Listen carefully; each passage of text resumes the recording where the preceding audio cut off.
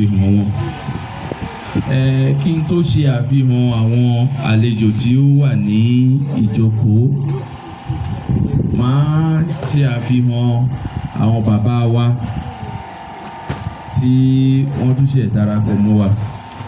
Àwọn bàbá wa, bàbá Arásanyìn tí wọ́n jẹ́ ìkan nínú àgbà ní àárín wa tí wọ́n dẹ̀ ń ṣe dáadáa. Bàbá ẹ káàbọ̀ sà. Ọlọ́run àtúbọ̀ máa wà pẹ̀lú yín sà. Ní ẹ̀gbẹ́ wọn, àwọn náà ni bàbá wa Fátìmẹ́yìn láti Ìmà. Bàbá ẹ káàbọ̀ sí àárín wa. Ẹ ṣé gan, ẹ kúṣẹ́. A ṣe é ṣe fún wa o. Kan náà àwọn bàbá wa náà tí wọ́n tún jọ wọlé nísìnyí, àwọn ni bàbá Ògúndànà, gbogbo wa mọ̀ sí Àsúnmẹ̀. Bàbá ẹ káàbọ̀ sà. Ẹ kúṣẹ́ o, ẹ ṣé gan o. Ẹ mẹ́ ń gà sà. Bẹ́ẹ̀ bí mo ṣe ń fi bàbá Àsúnmẹ̀ hàn náà ni bàbá Ajíṣafẹ́ ni a fẹ́ tí àwọn náà tí wọ́n wọlé. Baba, you are welcome, sir. God bless you too, sir. Yes. Okay. Bí gbogbo wa ṣe mọ̀ pé nǹkan tí à ń ṣe níbí lónìí kì í ṣe pé a kàn dé eré kọ́ la wá ṣe. Tẹ́mẹ̀kọ́ sí ìhọ́kẹ́ màáyé tí ògèkè ìpàdé kẹfùn bá yẹ pé afa ọ̀hún determine ọ̀ ìbéèrè báyẹn ìrafa ọ̀ afa ọ̀hún determine ọ̀ ìbéèrè òye òkè àgbè bá sì hẹ́ pé ìbáṣì bẹ́ẹ̀ ìhà afa náà kò kò sí ọkọ̀ iṣu wọn ayé ò kò sí òbá ò sún iwájú òyìn mẹ́hùn ẹ ṣeun so ìyẹn ní òmà ìkéré bá a mú kéré ọ̀rẹ́rẹ́ kúkú àyà bá a sì mú kéré ọ̀rẹ́rẹ́ ìrẹ́gò sí ipò tó mọ̀ pé òyà kéńgẹ́ tán ní ẹ̀mẹ̀gárí pé kájẹ̀rẹ̀ náà jíga wàgà mẹ́gbò rẹ̀ ó àmẹ̀ kéré ọlọ́run ga túbọ̀ mẹ́gbà yẹn òkè. Mo fẹ́ fi àwọn principals wa tí wọ́n wà bí mo fẹ́ fi wọ́n hàn àwọn tó ti wà ní ìjókòó principal mẹ́fà mẹ́rin ni à ń retí. Àwọn tí ó dẹ̀ ti wà níbí màá fi wọ́n hàn pamọ́ kókó tó di pé a gbọ́ ọ̀rọ̀ láti ẹnu chairman wa. Ní àwọn tí ó ti wà níbí ni Mr. Ayọ̀bọ̀dé MO láti Ìṣẹ̀dó Comprehensive High School Òmùòkè. Praise the Lord. Hallelujah. You are welcome, sir. Thank you for coming. Ẹ ṣé gan, sir. Láti Àjùwà Grammar School Òkè Àgbè ni Mr. Ààrẹ RJ tí wọ́n ti wá. Àwọn ló ń ṣe àkóso Àjùwà Grammar School. Bẹ́ẹ̀ ni tó ń ṣe ojú fún alákòóso Àjùwà Grammar School. You are welcome, sir. Praise the Lord. Ẹ pàtẹ́wọ́ fún wọn. Prince Ìpínláyé AA wọ́n jẹ́ ọ̀kan nínú wa náà. Prince náà Musa wọn lòkè àgbé. Praise the Lord. Ẹ pàtẹ́wọ́ fún wọn o. God bless you, sir. Prince. He's also one of our teachers. The Lord bless you too, sir. So bí àwọn àlejò wa bá ti ń dé, a máa fi wọ́n hàn ní ẹyọ kọ̀ọ̀kan.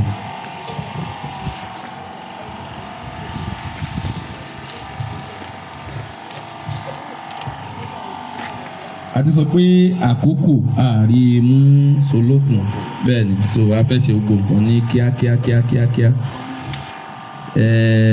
Adarí ètò yìí tó jẹ́ chairman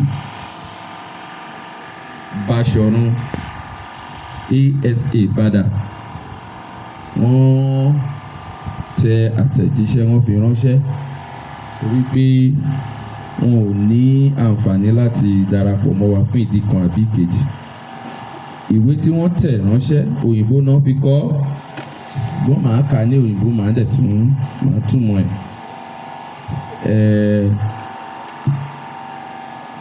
Mo fẹ́ kí ẹ máa fi ọkàn mi bá ètò náà lọ. Text of a speech delivered by the chairman Ogosi Afa Okeagbe Descendant Association at the maiden edition of Ogosi Educational Support and Economic Empowerment Program. Distinguished guests, esteemed chiefs,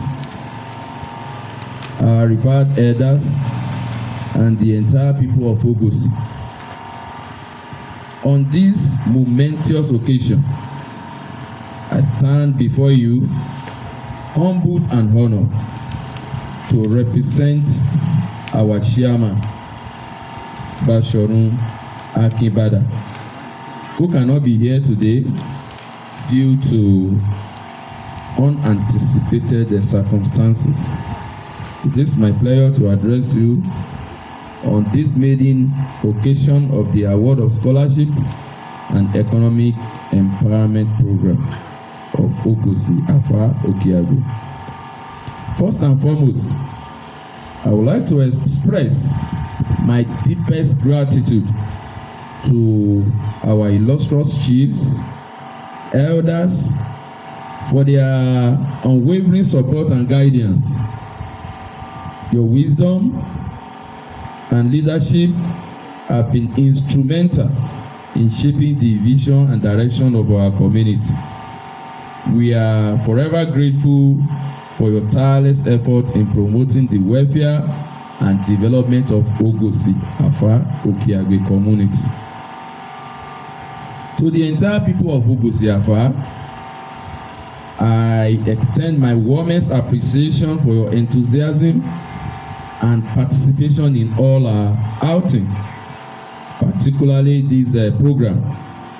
Your presence here today is a testament of your commitment to the growth and progress of our community. We are very proud to be part of a community that values education, empowerment, and the well-being of its people. Recall that 3 years ago, during Use Festival, Use Grand Finale, we mentioned a couple of things that were going to start to happen. Number one of it is the provision of tools and costume that we modernize without compromising the integrity of Use Festival and encourage better participation from our maiden and those are the Awashitolo. We are seeing the results now. Number two, Use Festival will become a pedestal to launch our cultural heritage international. This is happening at the state government is already participating as evidence in our last edition. Also, the education support and the economic empowerment of our people we are witnessing today.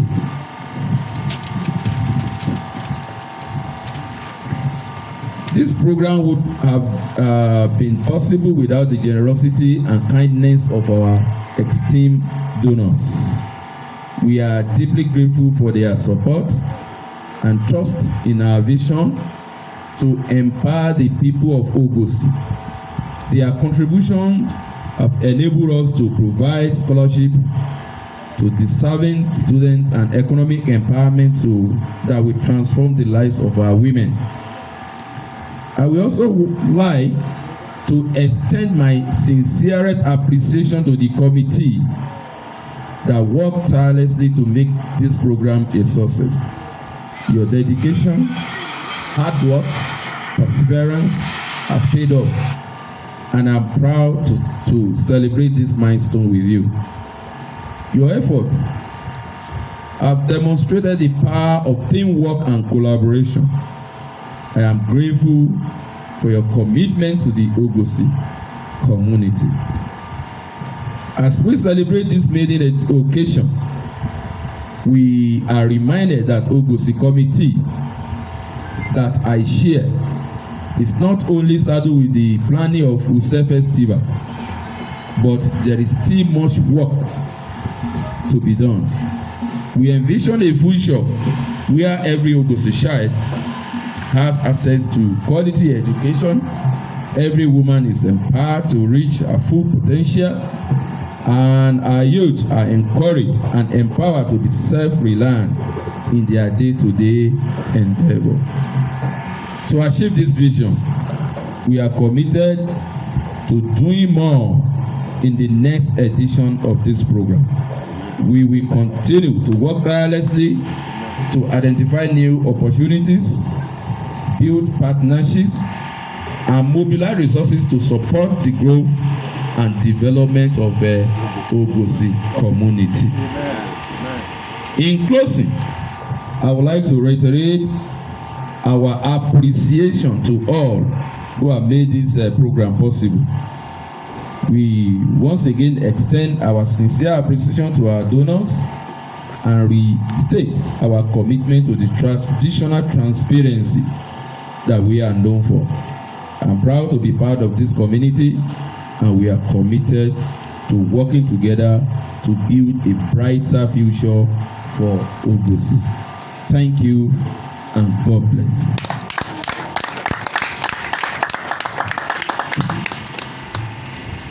Ohun tí Báṣọ̀run Akínbádà tí wọ́n tẹ̀ ránṣẹ́ sí wa yìí, òun ni mo fẹ́ ṣe àtúpalẹ̀ rẹ̀ ní èdè Yorùbá àti òkè àgbè. Wọ́n ní síwájú ohun gbogbo wípé àwọn dúpẹ́ lọ́wọ́ gbogbo àwọn àgbààgbà Ogosi. Wọ́n náà dúpẹ́ lọ́wọ́ àwọn olóyè. Wọ́n dúpẹ́ lọ́wọ́ àwọn ọkùnrin àti obìnrin. Wọ́n dúpẹ́ fún gbogbo àtìlẹ́yìn èyí tí wọ́n ń rí gbà gẹ́gẹ́ bí olórí kọ́mítì èyí tó ń ṣe àkóso nǹkan tí à ń ṣe yìí. Wọ́n ní pé títí ni àwọn ó máa dúpẹ́ torí pé ọpẹ́ wọn ò lópin fún ohun gbogbo èyí tí à ń rí ní community wa ní Ogosi. Wọ́n ní wípé àwọn tún fi ọpẹ́ wọ́n fi ránṣẹ́ sí gbogbo àwa tí a kóra wa jọ pọ̀ láti wá síbí, nítorí pé tí ó bá yẹ ká jókòó sí ilé wa, ó ṣeé ṣe kí a má nírú ìpéjọpọ̀ bí eléyìí, ṣùgbọ́n nítorí pé a tilẹ̀ jáde tí a mọ̀ rírì ohun gbogbo tí wọ́n ń ṣe yìí, wípé àwọn dúpẹ́ lọ́wọ́ gbogbo àwa tí a fi one or two things sílẹ̀ tí a fi wá síbí. Ó fi hàn gbangba pé àwa Ogosi a nífẹ̀ẹ́ sí ètò ẹ̀kọ́, a nífẹ̀ẹ́ sí ètò àti dára wa ní okòwò àti ran ara wa ní ọwọ́ àti ìtẹ̀síwájú Ogosi. Wọ́n ní nígbà tí a ṣe Use ní bí ọdún kìí ṣe eléyìí tá a jẹ̀ ṣe tán yìí, eléyìí tá a ṣe ká tó ṣe eléyìí, àwọn ohun mẹ́ta kan wà tí wọ́n mẹ́nubà nígbà náà. Àwọn ohun mẹ́ta yẹn náà dẹ̀ ní wípé wọ́n ní wọ́n máa pèsè àwọn ohun tí àwọn aṣì èdègè àwọn aṣì tó lò wá gbà yìí tó lò wá gbà yìí tó wá gbà yìí tí ìbọn ro pé ike kọmitì ewúgà yìí ìbága yìí bójútó a make sure pé èdègè náà pé ti di ìhọ èdègè àwọn ànígà mẹ́lò ìrẹ̀ yìí wọ́n ti pé báyẹ̀ngẹ̀ Use òmà ìkérí yóò ìkérí Ogosi pé káàtì pé orí kan mẹ́kẹ́ àkànjì mẹ́ gígọ́ pé ó bá fánà gbàgbé òsì ọmọ àkàkàgà kémẹ́rí tẹ́lẹ̀tẹ́lẹ̀ ìrìnrogò sí hàn yìí ìmẹ̀ kò sẹ́ bàtẹ̀gà kiri ó tẹ̀ bàtẹ̀gà wà gbò ìhọ́ yìí ṣùgbọ́n gẹ́lẹ́ni àti ògòsì àtògùn náà àtọ́gọ̀tún àti ìsì àti ògè àtùdó wọn yìí bá wà gbò òsẹ́ àṣeyẹ pé tẹ́ẹ̀mẹ̀ ṣàkíyèsí rí òsẹ́ òkè kọjá pé even ìjọba Ondo State pé bá kan ipa àti ìpínrí ìhọ òkè igi ìní kọjá torí bá ń lọ ẹ̀ nẹ́bá bá sì send troop náà bá pé bá rí bá kéré ojúgbò dọ̀ ìrẹ́dá rí ìdìhọ́ bá dọ̀gbẹ́jì fún wọn ti ìhọ́ ọmọ ìkéni ìhọ́ ọmọ ìkéru wọ́rúwọ́rú ìtì support àti empowerment yàn àwọn àríyọ àti àwọn ẹnẹ́ orí Ògùnsì. Ẹ kò mọ ọmọ ike ní òkà àtẹ̀tẹ̀gà jẹ́nà kejì káàtì pé káńdì rẹ̀ nẹ́ náà màá yí gbọ́wọ́ tó a màá yí gbẹ́wó nẹ́ẹ̀nẹ́ a màá yí ìdọ̀ ẹ̀wó ipe ìyẹn ọ gbọ́dọ̀ já ké o pé bari ẹ̀nẹ́ gbọ́wọ́ màá yí jọ̀wọ́ dà ipe omèrè yẹn ọ gbọ́dọ̀ mẹ́fù wájú pẹ́ẹ́nẹ́ dúpẹ́ rúwọ́ omu èrègé ẹ̀nẹ́ pé ẹ̀nẹ́ káànyá aṣọ́rí ìrìyẹ̀rí kàmẹ́ bẹ́ẹ̀ ní dúpẹ́ rúwọ́ bá gidigidi ó sẹ́yìn ní dúpẹ́ náà rúwọ́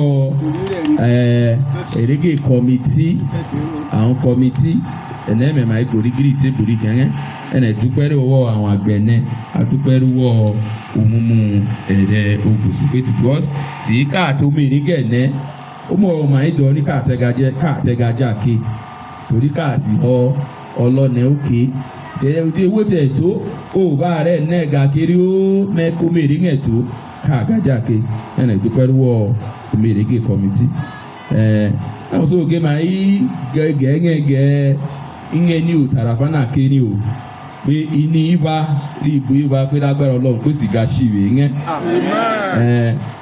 pé ìnìnà ìrìnà ọ pé ìwà àyàtọ̀ gẹ́lẹ́ ni o pé ìwọ àyàtọ̀ gẹ́lẹ́gẹ́lẹ́ ni pé káàjì ti rí irúṣẹ́ wọ́n gé kọ́mítì fánà mẹ́ plan ní akémẹ́kẹ́ tó ṣùgbọ́n oríṣiríṣi àti òye ẹ̀nà àgbọ̀mú pàrọ̀ ó mú náà ògà gbìyànjú akémẹ́kẹ́ ahẹ́ àwọn wárin o ìtì ṣùgbọ́rù omírí bá gbọ́dọ̀ mẹ́kẹ́ sàn ó sì gbọ́dọ̀ mẹ́rí pé kúkú wọn káàtó ìṣútúrò Ògùnsì káàbẹ̀ ṣùgbọ́rù then a sì hẹ́ pé àwọn eléṣí o àti àwọn wárin o pé bá gbọ́dọ̀ tó àgèmẹ́ kankan ọ̀bàgà mẹ́kẹ́ pé ó mú régèrò wọn kọ́mítì ìbójútó àti Ògùnsì generally ó yẹ pé ní ìparí òkú mú ìhẹ́rẹ̀ ìjọ ní pé àyẹ̀nẹ̀ náà gà mẹ́ dúpẹ́rúwọ́ omírí orí Ògùnsì dúpẹ́rúwọ́ àgbẹ̀nẹ́ àdúpẹ́rúwọ́ àwárin àdúpẹ́rúwọ́ ọkọ̀ àti èṣì kẹ́mẹ̀ jẹ́ ò pé ẹ̀nẹ̀sì túbọ̀ máa dọ̀ wípé omírí ọ̀gá túbọ̀ mẹ́ ìsapá àti akitiyan àkèrí pé Ògùnsì sàn tó Ọlọ́run gá túbọ̀ mẹ́ràn ọ lọ́wọ́ o. Thank you.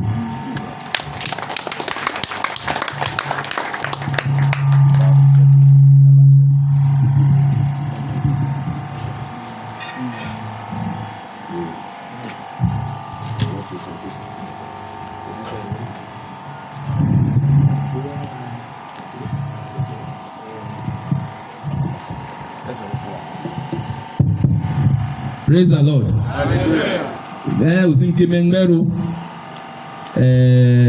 ìkárìjì àwọn bàbá ò náà bá jẹ́ yẹn àwà àti ìsìn àti obìnrin mẹ́wọ̀n àwá gbẹ́mọ̀ tí ra ipa pàtàkì wáyé gọ́ rí àtìtàn Ògùnsì bá wọn ti ṣe àmà ní Ògùnsì lápapọ̀ bàbá wa tí ẹ̀mọ́ ìmẹ̀ ìdọ̀gá ó pé ògérí hùwò láti gòsìrí àbóríkérí késìrí ní ìmọ̀ ẹ̀dọ̀rún náà ti bàbá náà láti ọmọ bàbá náà dámọ́lẹ́kùn ẹ̀mẹ̀ ń gàsà. Praise the Lord. Hallelujah.